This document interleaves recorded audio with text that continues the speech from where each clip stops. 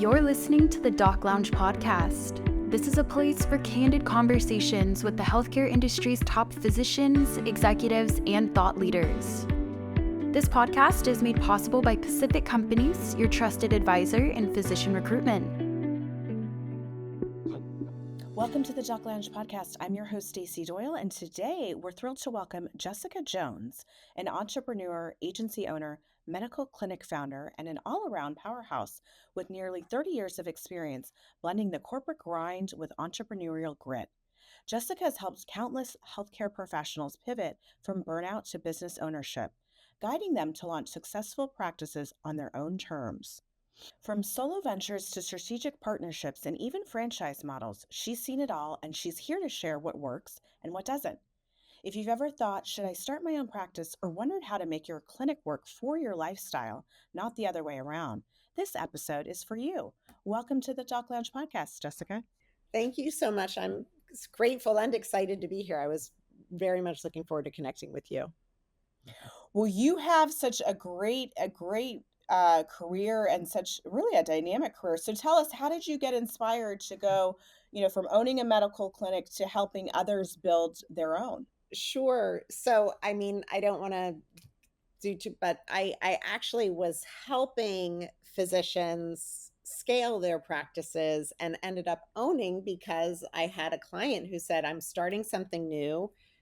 I had helped him grow from a struggling practice to, 14 or 15 locations with his first practice. So he said, why don't you join me and we'll be partners? You'll be the CEO business side, I'll be the medical side. So that's how I ended up owning 21 practices. And we, sold those. And in 2017, I had some of my own practices on my own. And I said, I've always wanted to help practitioners start. I never sought to own. And so since 2017, I've been helping all different kinds of practitioners and practices start, scale, and grow. Love that story. Tell us about all of the different, different type of practices that you are a part of or have helped grow. Oh, wow. So, everything from, I work with chiropractors, dentists, a lot of nurse practitioners and physicians who've started either weight loss practices or med spas or IV clinics or regenerative medicine, longevity clinics. And, for the past 2 years, I've helped a lot of people also enter into correctly and in a compliant manner the mobile wound care space, which is, a lot of sexual health, peptides. You name it. I kind of have been all throughout I've even helped surgeons kind of transition into adding cash-based supplemental income to their practice. So it runs the gamut, really. Love it. Well, I'm sure we have many different specialties and providers listening. So it sounds like you have advice that can be, applicable to so many of them. So let's start off. Tell me a little bit. Okay, if you're a provider and you're feeling, stuck in your contract work or your hospital system work, what are the first signs that you've noticed that some of these providers may want to pivot into some of this ownership model, or we're going to get into in coming up here about being a medical director, but tell us a little bit more on the ownership side first. Sure. On the ownership side, a lot of doctors, in some cases, I have seen a lot of doctors actually get phased out by angel investors who've come in and kind of cut their contract and put them into a non-compete, and they spend some time. I've had doctors say to me, I don't know, should I become a real estate agent? I'm no, absolutely not. Because they're passionate about that. And so what they're looking for is, how do I regain something that I'm passionate about? And ultimately, they're passionate about some specific niche in medical care. And so those physicians that I've worked with, I've helped them rediscover what that passion is and then build that as a focused concierge practice or a base of their own private practice. And it's really worked out beautifully for them.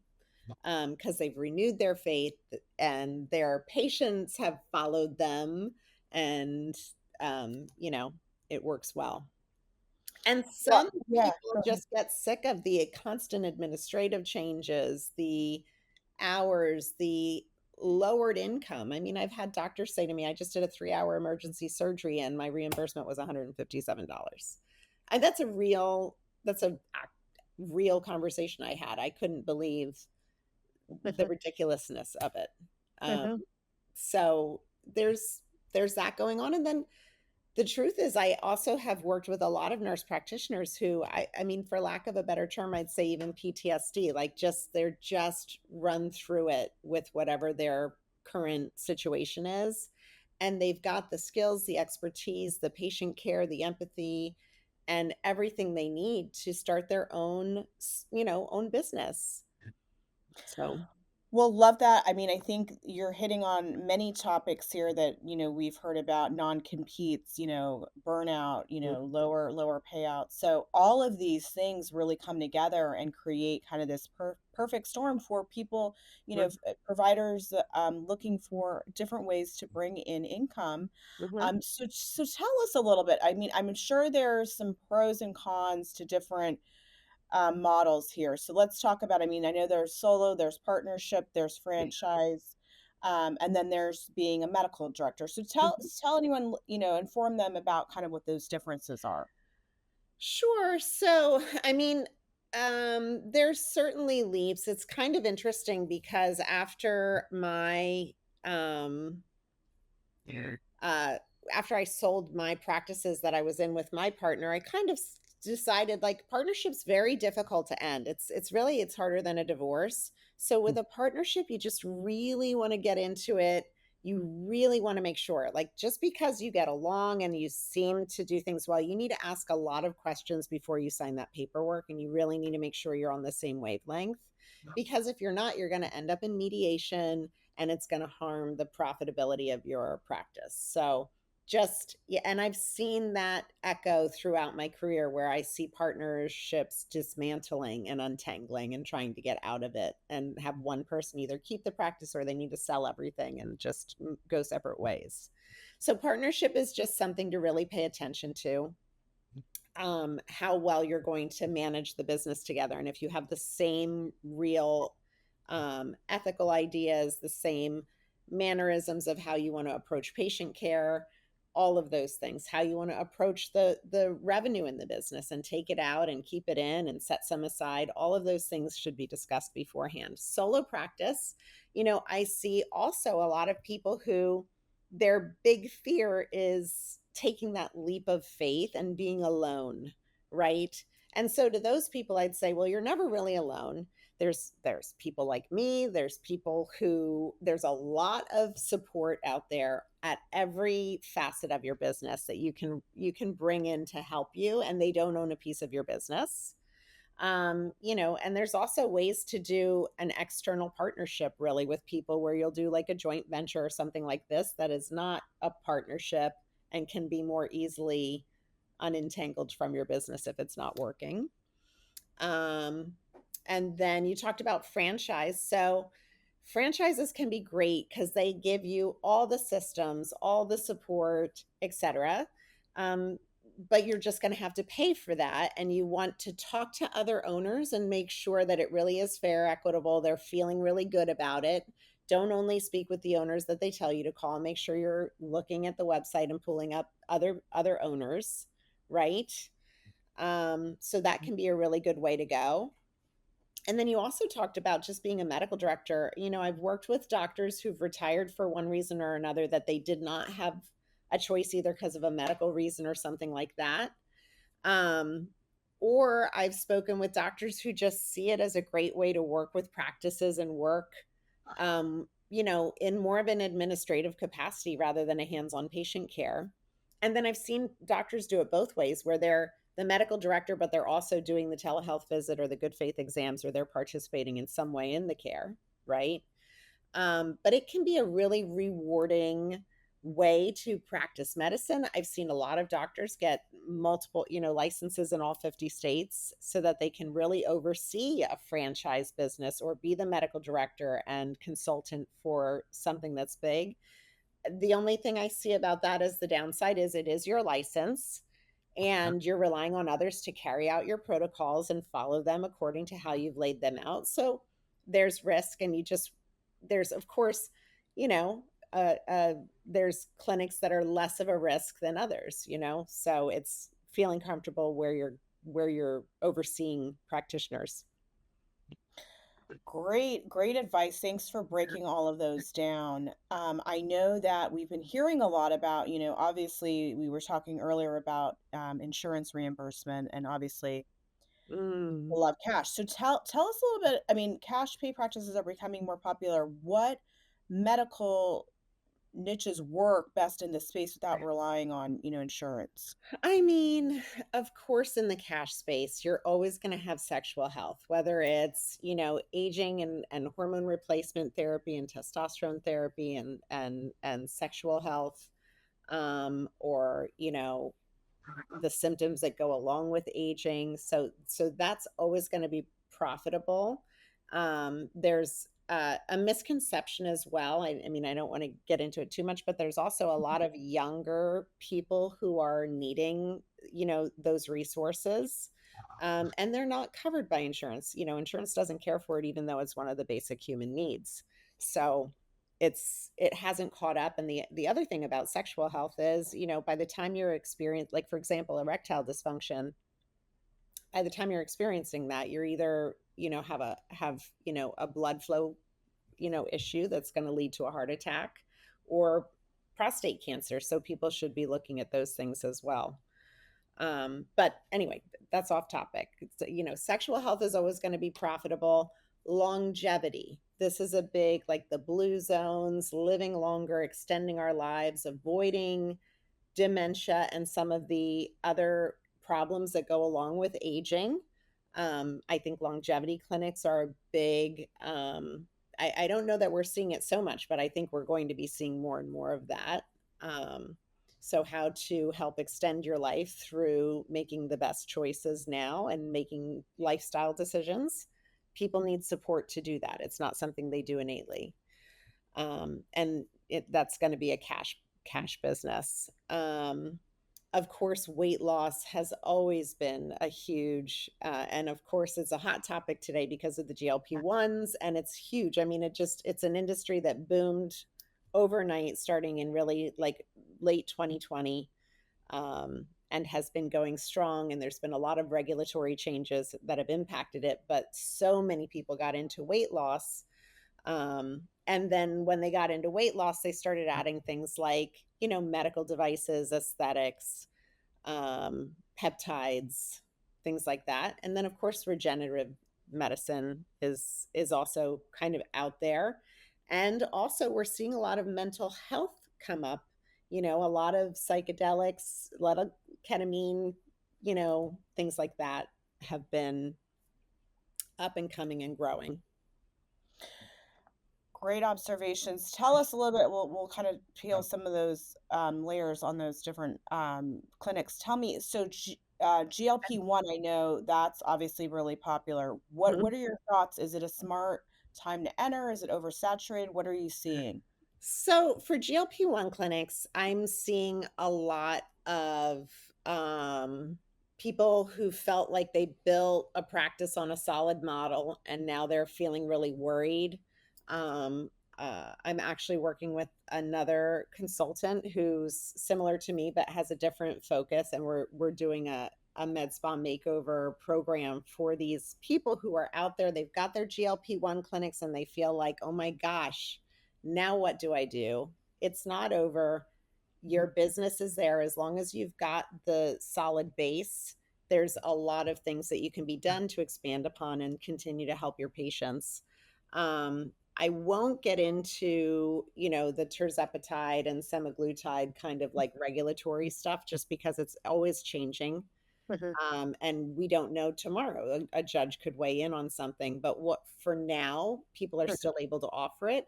And also, there's still a way to prescribe, even if you cannot possibly provide the medication, you still have so many things you can do and prescribe the medication and help patients access it. Because that's another thing that people aren't talking about. I can't tell you how many, even of my friends who know what I do, say, oh my gosh, I can't afford it through insurance. What am I going to do? Because I need this medication. So I think we're going to see that continue to evolve and still be a great business model, um, as It it does. sounds like you're an expert in that, and Yeah. obviously we'll have you tell the providers how they can get a hold of you and kind Yeah. of Yeah. your services, which I think is really really awesome. Tell us, I know, so the other piece we were talking about is Yeah. obviously on the aesthetic side where, or some of the dermatology type of things, Oh, where they're yes. investing lots in this equipment, tens of thousands of dollars for these devices. What Hundreds are of your thoughts? thousands in What are some your, oh yes, so I guess it's even cases. more. Wow. What are your Yes. thoughts? Tell us more. So I never want to say, and it's funny. I actually have several, this is commented on in some testimonials of mine, because I never say, oh no, but I will tell you, go into it with eyes wide open, because a salesperson will come in and say, oh, you can pay for this device in just 3 patients a month. That's at top dollar. Not so. First thing I say is look at Groupon. Is the service on there, and what are they selling it for? Right. That's always kind of like a you know an alarm to me, like how many people are selling this on Groupon. Doesn't mean don't do it. It just means do your research. Look at how many people are offering it in your area. I had somebody who was looking at a device that was, it was literally a mortgage. It was like $250,000. And they were saying, oh, but this is great. You only need this. And she lived in a market of like 20,000 people, and there were 3 other providers already. She Yeah. didn't move forward, but remember, these people have something, they're on this side of this device, and the device might be great, but you have to consider the business side of it, not just what it's doing, and how many potential customers are there really, and what goes into selling it. Also, are you passionate about it? Because if you're not passionate about it, you're never going to integrate it into what you're offering for your patients. You're just not. So don't get a device just because it sounds great and bells and whistles. Really think about, does this fit in with what I want for my practice and for my, patients and my customer base? So think about that. And also, you have to think about the space you're in and the time it will take to do one of these protocols, right? So that's another thing that people don't think about. Like, oh, I'm going to have to clear a room. Oh, I'm going to have to wipe this device down for this amount of time before I even put a customer into it. And then I'm going to have to set it up with the customer. And then the treatment takes this long.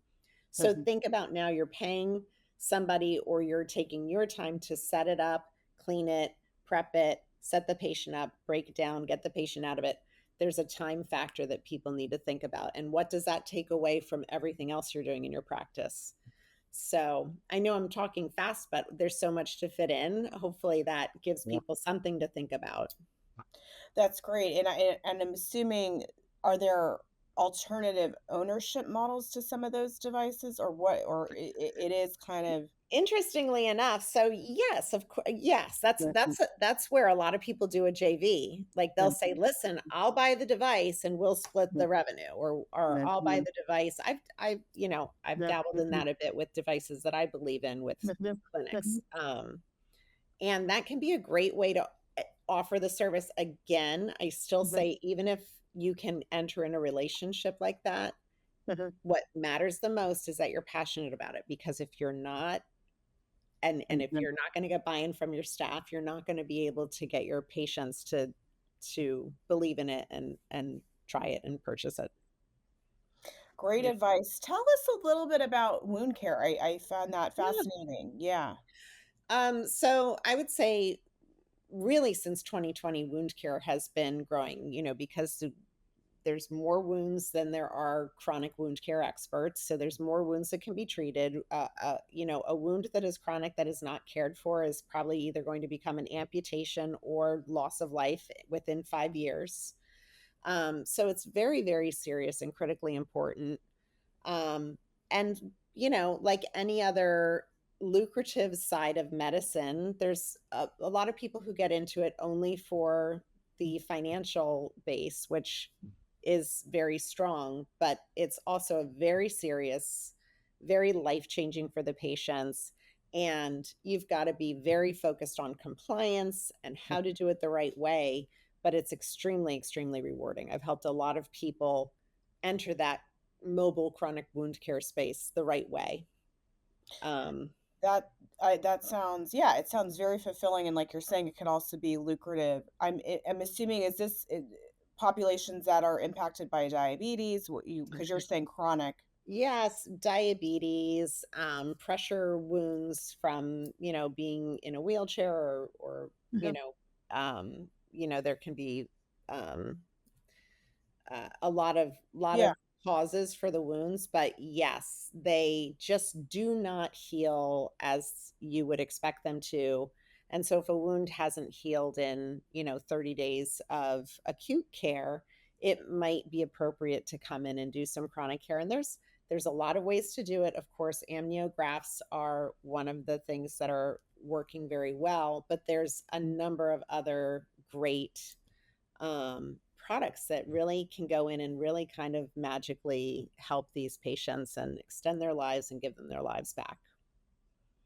Sounds like a great option for a lot of physicians Yeah. that are listening. What specialties do you see? Because it sounds like that Mhm. obviously you have to have, it could be an NP or any type of, yeah. So it's interesting. That's kind of an area where a lot of people who are in regenerative medicine, a lot of chiropractors are doing it with a medical director. We've Mhm. talked about Mhm. medical direction, so a lot of chiropractors are getting into it with a medical director on board. And again, the importance is, you want to make sure you've got compliance in place and you're really doing everything the right way for the right reasons for patients, and it's rewarding all across the board. But yes, of course, podiatrists are getting into it, but they're limited to a certain area. So then they might onboard also a medical director, Mhm. to see the wounds. Mhm. And that's Sounds another medical direction. That's another place where medical direction is really sought out. Um, and then just general physicians are getting into it Mhm. because they can see the need and they Right. know they can do it the right way and do it really well. And it's a great space to be in right now. And by the way, All of our it will listeners, always be a great space to yeah. be in for the people doing it, doing it well for the right reasons. Yeah, it'll always be a great space. Great advice. Thanks, Jessica, about that. I love that. Well, I'm assuming, I mean, as a marketer, I'm assuming marketing is a big piece of this, of what Mhm, you advise and help, you mhm. know, physicians or entrepreneurs that want to get, and open any of these practices. So tell us just kind of how should people think about marketing, and what are some of the pieces of advice that you typically give? Yeah, so marketing is something, especially for a physician-owned practice, like it's just a foreign concept, right? And so, Yeah. but Yeah. if you've got a business and you're not marketing it, you don't really have a business. It's just you can't rely on the fact that word of mouth and things like that are going to just keep filling your space. Mhm. Yes, word of mouth is great, and it is a type of marketing, and it's the best because you're getting referrals, but you've got to be out there. You've got to be getting your name out there, and it varies based on what you're doing, but of course, there's pay per click, social media. For some businesses, television, radio, and print are still a good option. So it just really depends on what you're doing. I would say, in boots on the ground is also another key part of marketing that a lot of people forget about today. But going out and making those face to face connections and you know, again, depending on what you're doing, but meeting with other practitioners or with facilities that, have a referral base for you. That's a really important way to market. Um, so that's one thing I let people know. You've got to market, and there's a number of ways to still approach that depending on what your business is.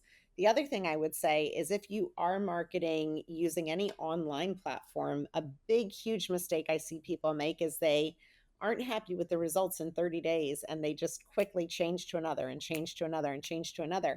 You need time to build traction. There's algorithms that take time to grow and learn what you're doing and trust you so that it promotes you better. You've got to give your marketing team a chance. And again, just like I mentioned about franchises, talk to other people using a marketing company, try and look at their marketing. There's ways to kind of find what a marketing company is doing and look at who their people are because the ads match, and you can see it. Um, but don't just be so quick to change. You've got to give your marketing team a chance. Um, but it is also, I do also see a lot of like really just not great marketing teams. So believe me, I understand from somebody who isn't doing this how hard it is to know, is this a great marketing person? Is it not? They've got a testimonial. Well, hopefully you can get a feeling and really kind of check out who they're working with and get a really solid confidence that they're going to work for you. But you've got to ask a lot of questions when you're going through their onboarding. Yeah. Very smart, very true. Yeah, those things do take time. So, like you're saying, you got to let the days kind of build there before you make a quick kind of change Yeah. or reaction. So, love that. Love your advice there. Very smart. There's also marketing to, like, I would ask your marketing team, what's your level of confidence? What if this doesn't work? If you've got this much time, like, what if it really, really is not working for me? Know that going into it so that you feel comfortable with, because there are marketing teams who really put their reputation out there and they say, this is going to be the amount I'm going to charge you for onboarding. And then you're going to pay for your ad spend, but there's not going to be any more fees until I, start to get you that return. So those people are out there, and that to me gives a confidence level of, oh, wow, okay, they really believe that they're going to make this work. Love that. Great advice. And I'm assuming ratings and reviews obviously play a big part of this. Yeah. Any thoughts there that you want to share to your Oh my provider? gosh, yeah. Of course, ratings and reviews are critically important, and there's so many platforms right now that are CRMs that act as a marketing mechanism with a lot of automation and things like that seem very natural and very real and not AI, because that's something everybody's talking about right now. Oh, it seems so obvious, but there's a lot of human, human touch points in these marketing mechanisms that feel really good. And they also help you get reviews and manage reviews. Reviews are critically important. You're going to get them. You want to be looking at them and monitoring them. And what I would say, I have clients who'll get one bad review and they think their life is over. A bad review can actually turn into better than a good review. It's all about handling it, because people don't just look at the review, they look at what was your response. So it's really important to put together a really nice response to anybody who posts a bad review. And that can turn a bad review into a good review, and it can turn somebody who was not a happy client into a really happy client, because you're resolving the issue and showing that you care. Great advice. So I think wanted to just kind of circle back to the beginning of this.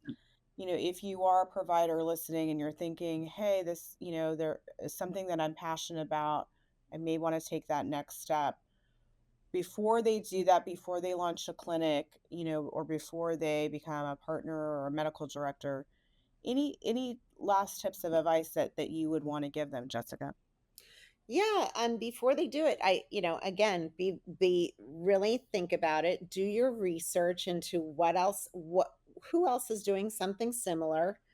really learn, how are they doing it? What do I like about this one? What don't I like about that one? Take the things that you like and don't like, and how can you kind of make yourself and what you believe should be going on with patients stand out and be unique in the marketplace. Believe in what you have to offer. You've got a specialty. Focus on it, and think about how you want to bring it to market. I do want you to plan out, what is it going to cost me? I want you to have the funds available. A big thing that I see as a mistake is people start the business and they just don't think about how much it's going to cost to get it up and running, and they run out of money, and that's where they choose to cut marketing or something else that's a critical element. There's a lot of great things out there in the marketplace that can help you finance the business, help make it affordable, help you plan how much you need to have set aside. So, reach out to resources and make sure you have a good team supporting you so that you're getting good, solid footing as you seek to start and grow. I think obviously working with someone like you who has this experience, who knows, like you're saying, okay, this is what, this is how much you can expect to invest. This is when Yes. you'll see returns is so, so invaluable. So tell us a little bit more about working with you, Jessica, and how Yeah. providers can do that. Absolutely. So I own and operate Build Your Cash medical practice. Couldn't be more clear what I do. Love Except I it. do Very also great help marketing. people. Although I do, oddly, I also help people in the insurance-based practice of medicine. So that's where it kind of doesn't make sense. But buildyourcashmedicalpractice.com. If you go on there, I'd be happy to spend some one-on-one time with you and have an initial conversation that you will walk away with helpful feedback after that call. And then for people who own a practice currently and are feeling kind of lost, like especially these med spa GLP-1 IV aesthetic clinics that are struggling right now, I am starting in July, we're doing the Med Spa Makeover, and you can go to the medspamakeover.com. I'm doing that with Kelly O'Neill, and I'm really excited about it because there are so many med spas right now that are feeling lost and deflated, and they don't need to. There's a path forward. Love that. And that sounds like, a great resource. And it sounds like you guys are specializing in that. And so that there's obviously a demand in the market, and you have some tactics and smart strategies to get people out of where they may be feeling a little bit stuck if they've made an Yeah. initial investment. Yay. Well, we love this. Thank you so much. I am so excited to share this with our audience. I think there's so much opportunity for physicians and APPs that may want to either, start their own practice, become a medical director and overseeing for some of these practices. Um, and before we conclude, I one thing I didn't ask you about that I wanted to earlier with, if you're a medical director, do you end up, is it a partnership model? Is salary? How does that normally work? Is it your hours spent? How Yes. how is it Oh, normally set up? absolutely. So a medical director, and it depends on what you're overseeing, but it can be a monthly fee, and you can be an administrative director, non-indirect patient care.